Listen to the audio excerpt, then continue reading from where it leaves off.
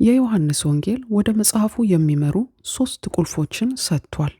እነዚህም አንደኛ በመግቢያው በር ያለው ቁልፍ፣ ይህም የዮሐንስ ወንጌል ምዕራፍ 1 ቁጥር 11 እና 12 እንዲህም ይላል፣ ወደ ወገኖቹ መጣ፣ ወገኖቹ ግን አልተቀበሉትም። ይሁን እንጂ ለተቀበሉትና በስሙ ላመኑ ሁሉ የእግዚአብሔር ልጆች የመሆን መብት ሰጣቸው ይላል። ይህ ለአንባቢዎቹ ስላቀረበው ስጦታ ይናገራል። ያመኑ ሁሉ የዘላለም ሕይወት ያገኛሉ። ሁለተኛው ደግሞ እቅዱ ምን እንደሆነ ይመራናል። ይህም የዮሐንስ ወንጌል ምዕራፍ 16 ቁጥር 28 ከአብ ዘንድ ወጥቼ ወደ ዓለም መጥቻለሁ፣ እንደገናም ይህን ዓለም ትቼ ወደ አብ እሄዳለሁ ይለናል። የኢየሱስን ወደ ምድር መምጣት እቅዱን ይነግረናል።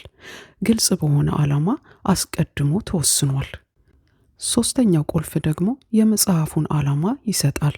ይህም የዮሐንስ ወንጌል ምዕራፍ 20 ቁጥር 31 ነገር ግን ኢየሱስ መሲህ የእግዚአብሔር ልጅ መሆኑን እንድታምኑና አምናችሁም በእርሱ ስም የዘላለም ሕይወት እንድታገኙ ይህ ተጽፏል ይለናል።